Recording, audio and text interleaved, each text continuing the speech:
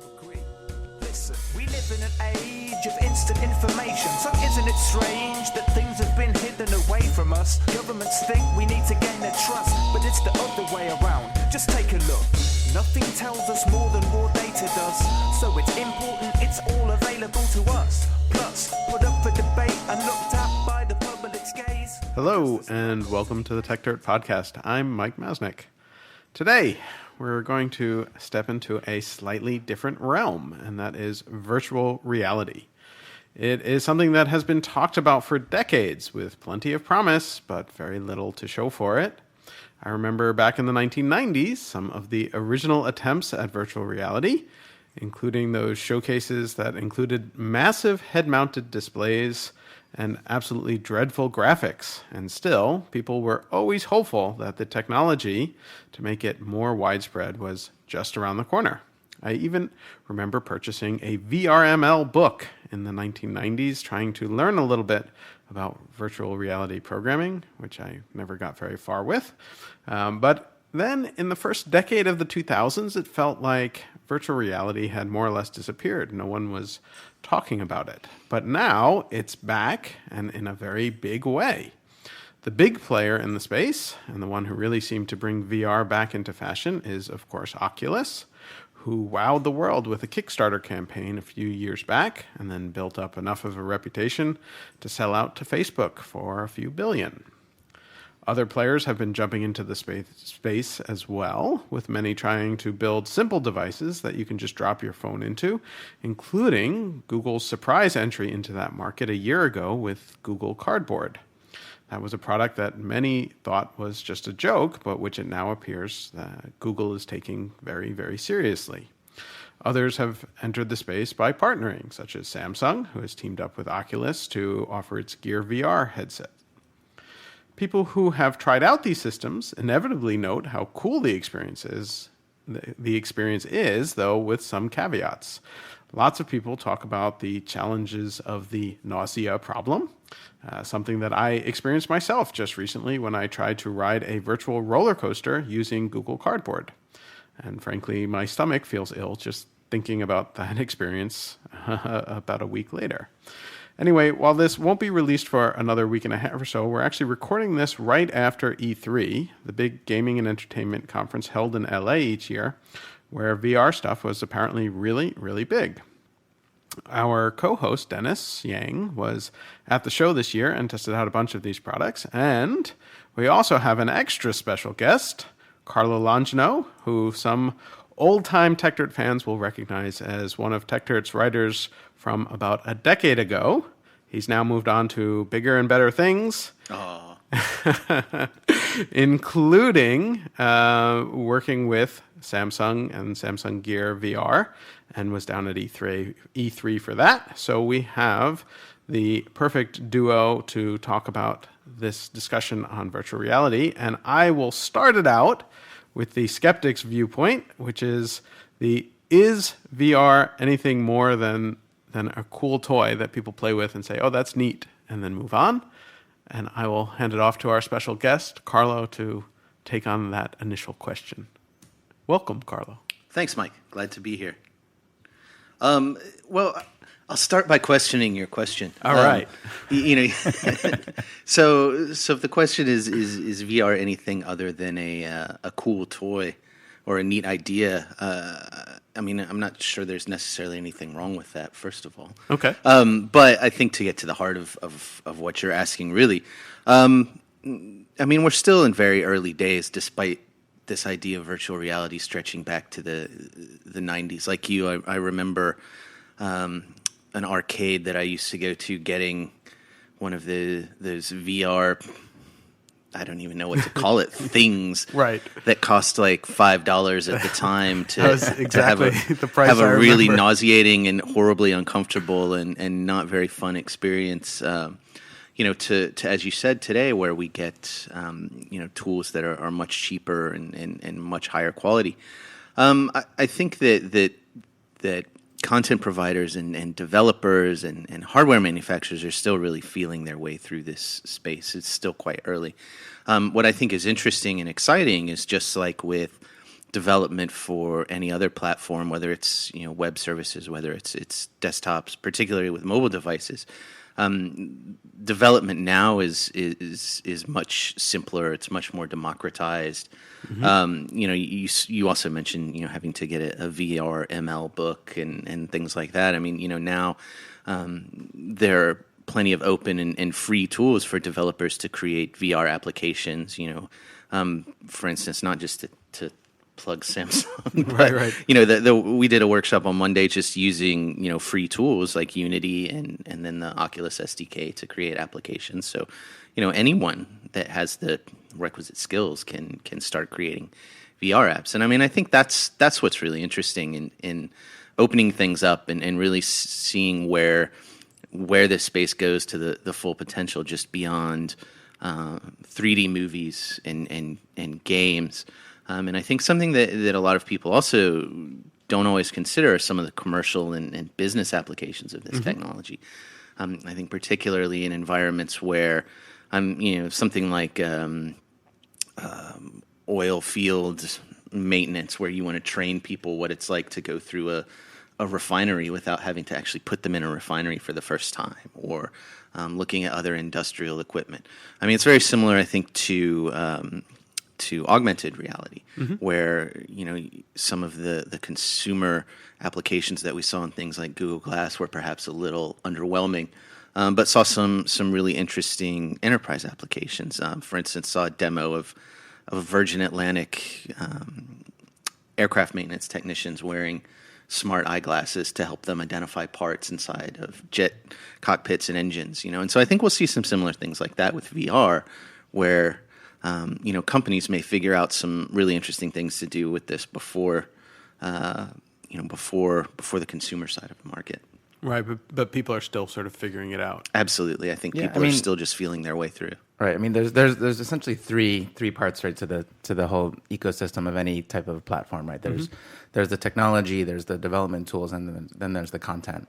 And I think that I don't know what, like, all three of those kind of, as the advancement of all three of those pieces progresses, they kind of push on the available. So the technology improves, then that pushes the development tools to improve, which then pushes the content to improve, right? Like, so, Yeah, absolutely. And I think that's kind of what, if you kind of look at, like, I remember looking at the first version of the Oculus and being kind of underwhelmed, and I was like, well, that's not that great. But then, frankly, looking at the Rift, demoing the Rift yesterday, I was very impressed at how much progress has been made in terms of the content was amazing.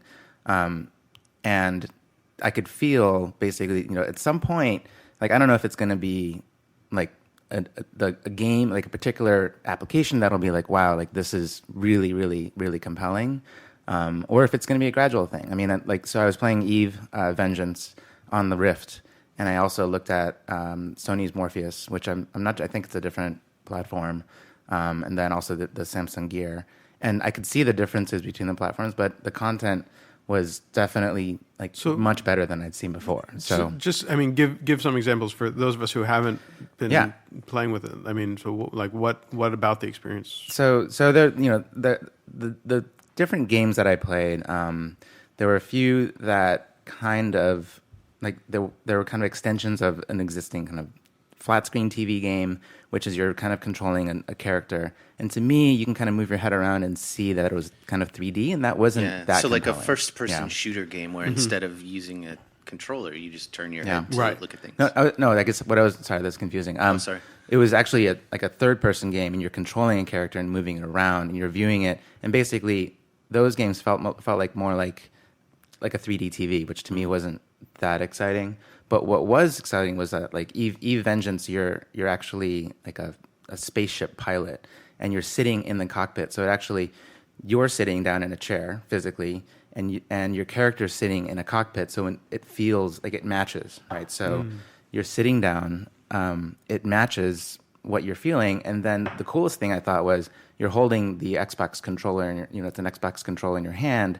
And when you look down at your hands, where your hands should be, you see your hands in the game. And that kind of connection, your brain stitches those things together, and then all of a sudden it starts to feel like you're actually really in the cockpit. And you look above and you can see the stars. You look past your hands and your feet are down there, which is where your feet should be. And then when you start flying around, it becomes like a truly immersive experience. And I think I was starting to get the feel for what kind of a different VR gaming experience could be versus like the video game, like kind of disconnected screen experience, right? So how was it though, as a game versus sort of a 3D immersive demo movie we're watching in a way? I mean, because I think what you're describing is interesting, but I mean, I think at some point it's like if you're creating a game, right, and you're doing something that's not adding something to the game experience, it's just a distraction, really. For Eve, which is you're a spaceship fighter pilot, I think it fits exactly, right?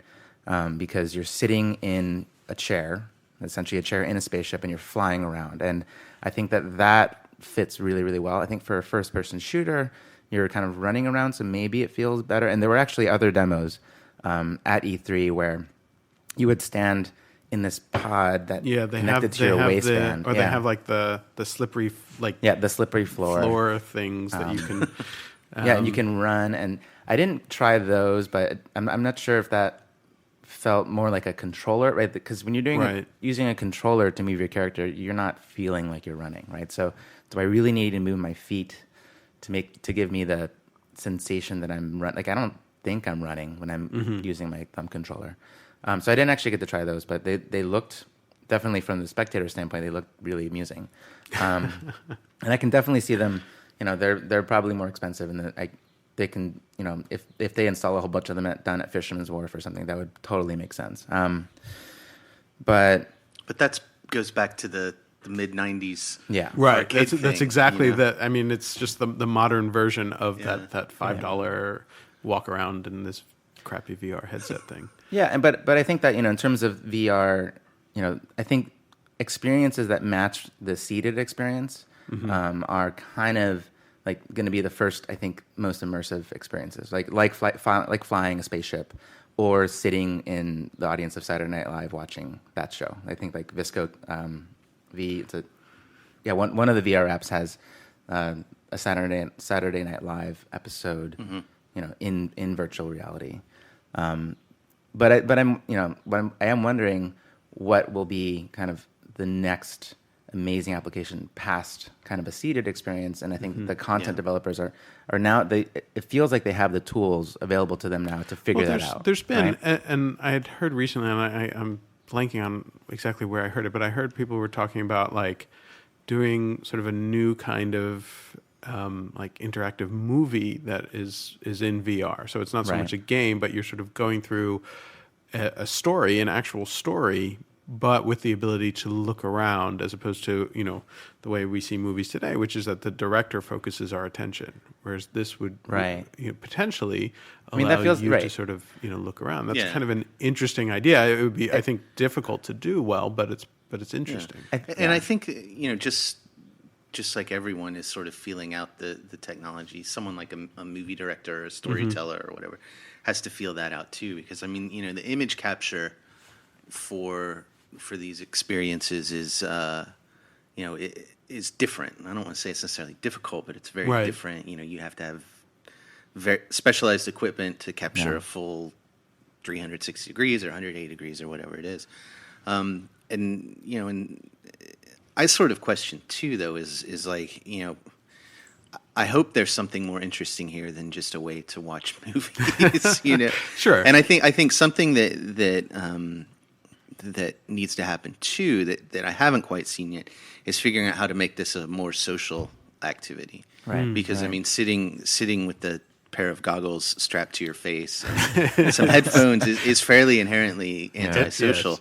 And so you think about a lot of these things. I mean, movies really are a shared social experience, I think, and video gaming certainly isn't too. And I mean, I would argue that video gaming is becoming increasingly social now. I mean, that's what I'm saying. Oh, it is. Okay. And so I think that's something that can't be neglected as this happens. Yeah, and I think that, I mean, it feels like a different medium, right? Much like, I think, black and white photography was when color was added. Like, it's actually very different, like artistically, and then the basically the the next phase into moving pictures and then into talkies, right? Like with each shift in technology, actually the medium changes and it's being used differently. And I think that that's kind of what VR feels like. 3D is kind of, I think, similar, but not maybe different enough. There's not as much that you can do with 3D. It's still it still has to be basically the same experience. Whereas VR does open up the possibility for something entirely new that we haven't quite wrapped our heads around. I think that's an important point, and I think too it also helps show some of the, I guess, the stratification of the different devices. Because if you look at something like Google Cardboard, that's as the spectrum of these things goes, is pretty basic. Very basic. You don't have the opportunity for much interaction beyond looking around. So that's really that sort of movie-based experience. Whereas with the ones that Dennis tested at E3 are much more interactive. Yeah. And I don't think those necessarily have to be used for a game. That's the most obvious sort of Well, that's what I was going to ask too. I mean, obviously, E3 they're going to focus on the gaming aspects to it, so I imagine most of the demos were there. But I'm just trying to think about. I mean, was there anything that you saw that? So there was on Morpheus there was a game called The Kitchen, and basically it was a demo, I guess, but you basically sat in a chair and like it was terrifying because you were tied down to the chair in the game and you couldn't really move, and basically things just kind of came at your face and that sounds awesome. Yeah, and so it's terrifying. It's a terrifying horror movie, and since you're tied in the chair, it's terrifying, and it's a different medium, and that's it wasn't necessarily a game yet because I think it's going to be a game, and you're going to be able to eventually someone comes and cuts your hands people loose who end up in therapy because of that, because it's real. Like it feels it starts to feel pretty real. And I think that's and I think there are certain types of content where people would be very interested to have that sort of experience and things flying at their face. Yeah. We'll leave that at that. Just saying. But then, I mean, like Carla, you were talking about earlier, the industrial and enterprise applications for it, I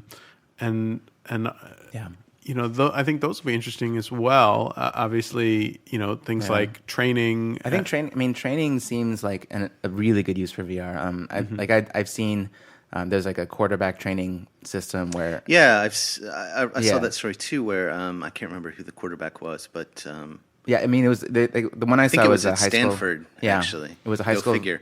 But they would have instead of just sort of looking at film or a playbook, they would actually have the quarterback put a VR headset on before the game and spend 30 minutes looking at reading defenses and in terms of so basically like instead of watching game film, which a ton of quarterbacks do anyway, you're watching it through a VR headset. So you're looking up, you're looking around, you're reading defenses, and then kind of mentally preparing yourself for the game. And I think that after seeing that, I'm sure it feels like there's other training applications that would do really, really well and help people progress down that fabled 10,000 hours, right? So that's a different podcast for another time. But like the 10,000 hours thing is total bullshit. But it's so convenient. It's so convenient. It's such a convenient thing, tag, and then I'm just adding to the explicit tag on the Tech Dirt podcast. But that's just a little pet peeve. The whole 10,000 hours thing, a load of crap. Wow, I had no idea.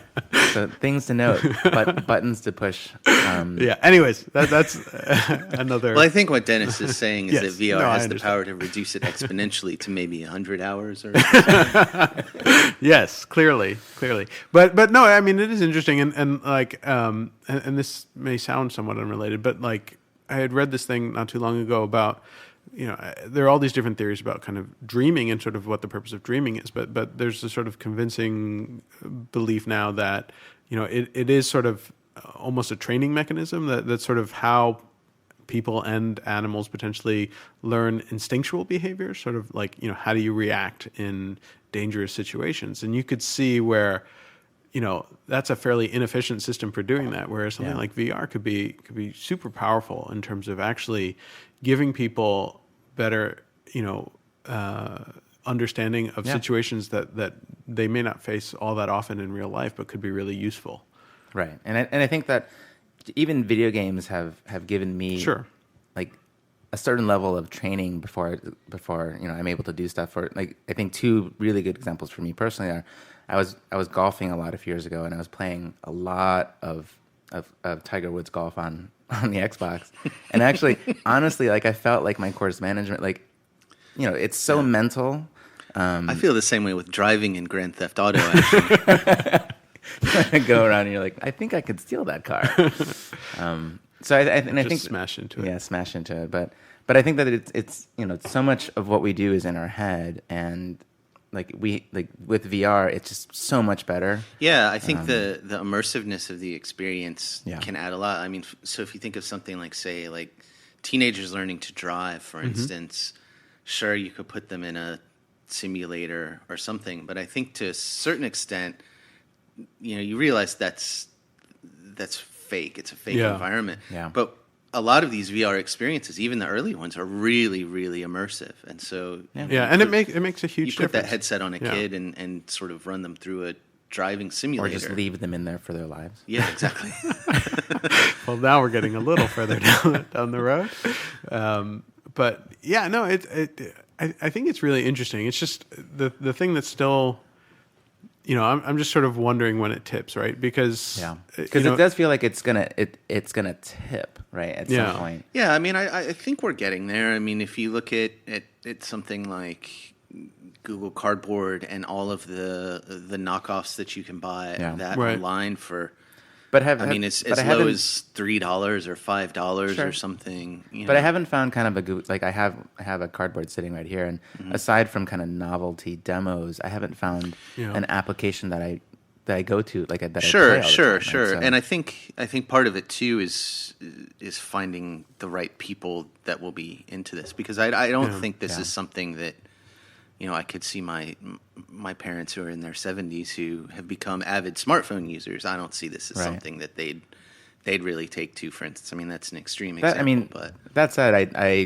gave my grandmother who's over 90 years old and the Google Cardboard, and it was amazing watching her kind of like in awe of moving, like looking around the room with this cardboard on. So that was kind of like a super special experience, I think. Yeah, so. and actually, I mean, I could definitely see cases where you could, where older people could find it really useful and stuff too, where like give them a chance to see places that they aren't able to go to or things. I mean, like Google I/O announced the classroom pack. Yeah. Where and that's a really interesting one too, and that is basically where right. So you could get a whole bunch of people all in this scenario, students wearing the Google Glass, and the teacher has control. The cardboard, not the glass. Sorry. Giving students glasses a little bit of Cardboard, the Google Cardboard, and then giving the teacher control to sort of guide them around, so they could take them on virtual field trips, which is actually is a really interesting use of it. That is something different that I don't think people had really thought about. But that idea, and that gets back to your point earlier, Carlo, about sort of making it a more social experience. That one clearly is a much more social experience because you have a whole bunch of people experiencing the same place at the same time, and sort of traveling there together. I just hope with something like that it becomes additive. To the educational experience rather than a replacement. Sure. But I mean, the examples they were using were clearly, situations where people were, where you had, young kids in poor villages, in Africa who are not going to be able to travel to. Or taking a classroom here to Kilimanjaro or something like that. Yeah, right, exactly. Right, and exactly. You can do things, and or also underwater, I think was the other one. So or space, right? I mean, talk about freaking people out.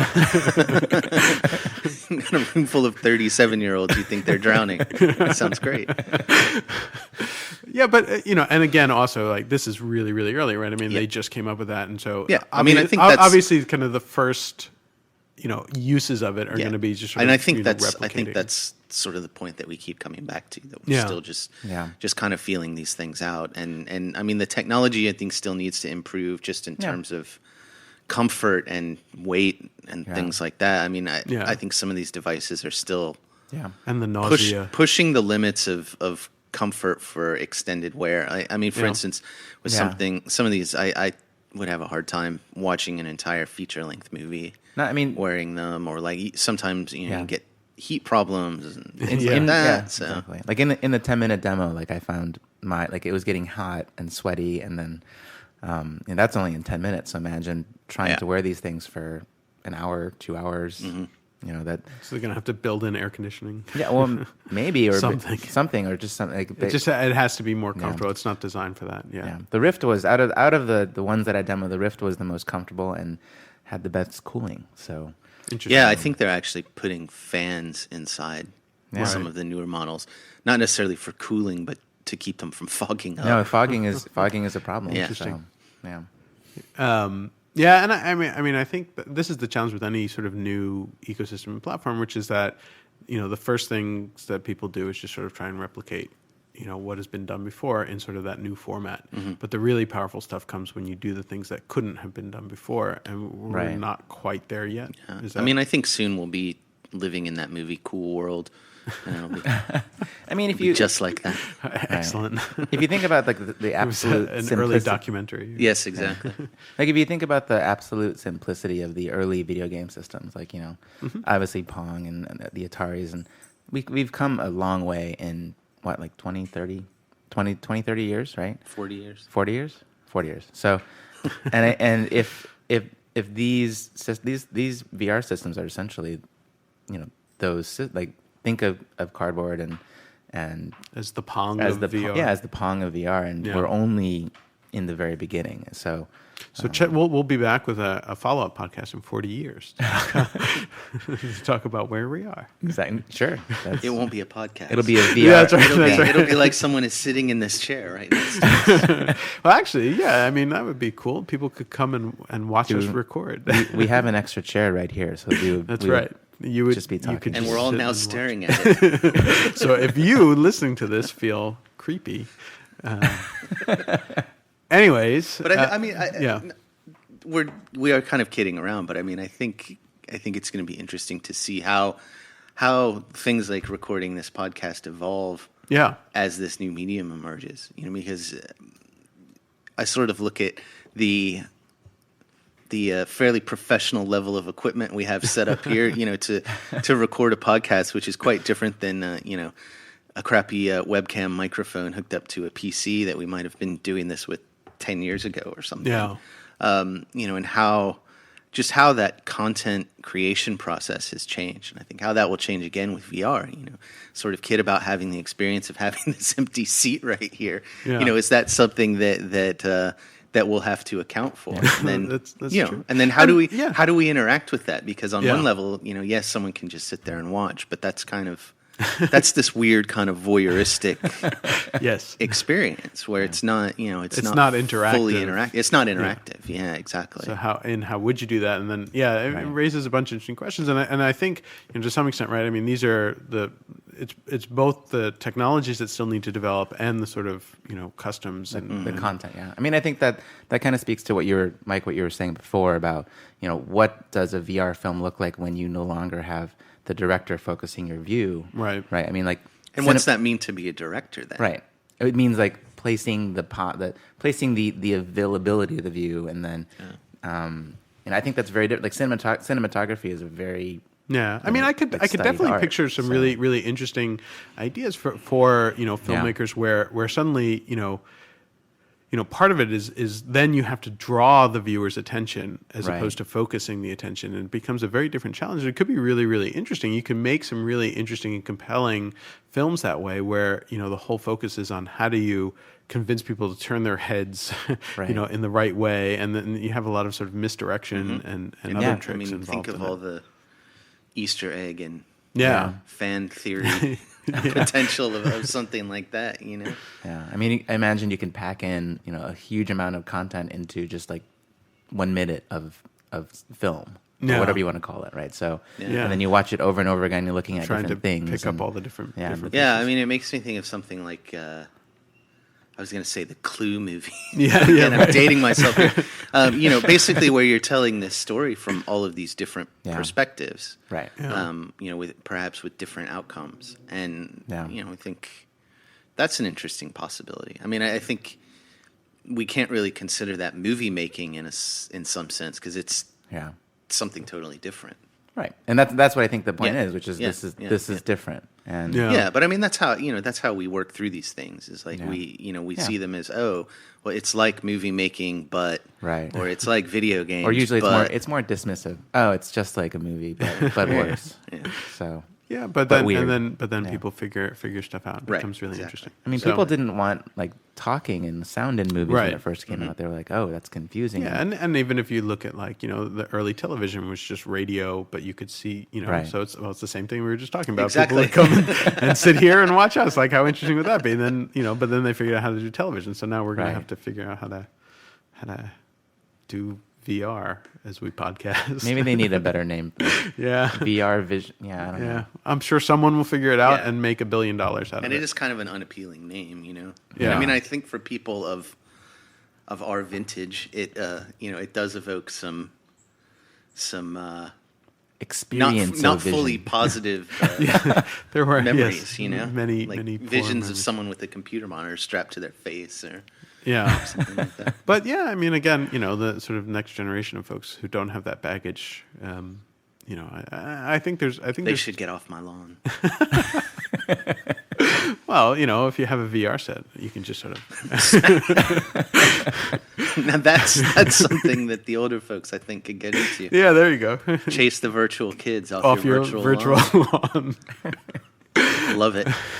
New hit game. Dennis, let's get on that today. All right. Well, I think we are just about out of time here, but I will toss it back to both of you to see if you have any sort of final thoughts to leave our listeners with in terms of where you think. I mean, I know obviously we've been discussing different ideas, but where you think this is heading next, or sort of in the near future, what do you think is coming up? Yeah, I mean, so for me, like I think I shared the same skepticism going into E3 that Mike had in terms of whether or not the platform was ready, immersive enough, if it was going to tip.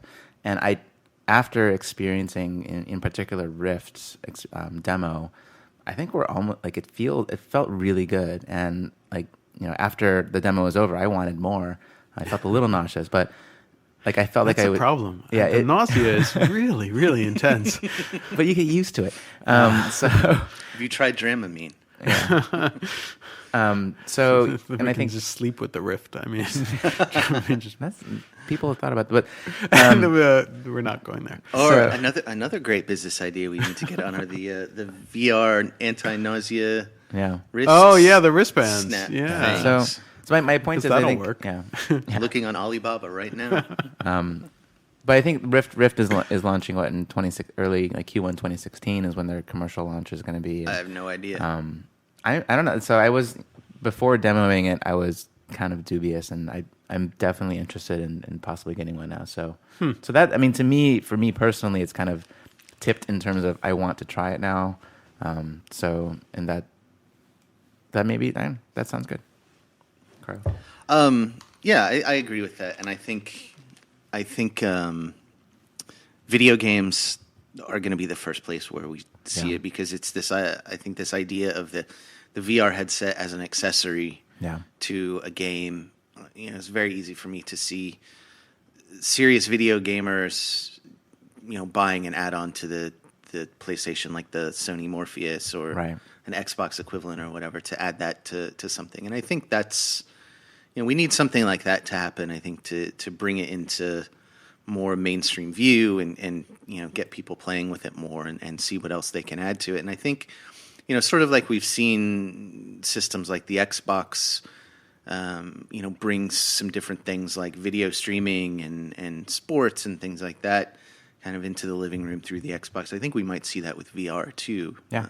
Whereas, hey, instead of just streaming a game through Watch ESPN, they can then use that as an avenue to offer something more immersive. I don't know exactly what it is Right. yet, but maybe that quarterback view, like we were talking about, or something. Yeah, I mean, imagine if anyone could. Imagine something like that instead of having players mic'd up for sound. You've got a camera in a quarterback's helmet. You can see a 400-pound lineman rumbling towards you. Talk about objects flying at your face. Yeah. Here's Ray Lewis or something. That would scare the hell out of anyone.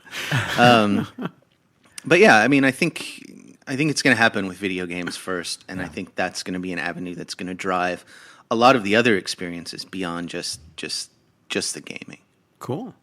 Well, it's an interesting space, and I'm sure there'll be lots to follow up on, and we'll see how it develops from these early days. But Carlo, Dennis, and thank you very much, and to the listeners also, thank you for listening, and we will be back next week.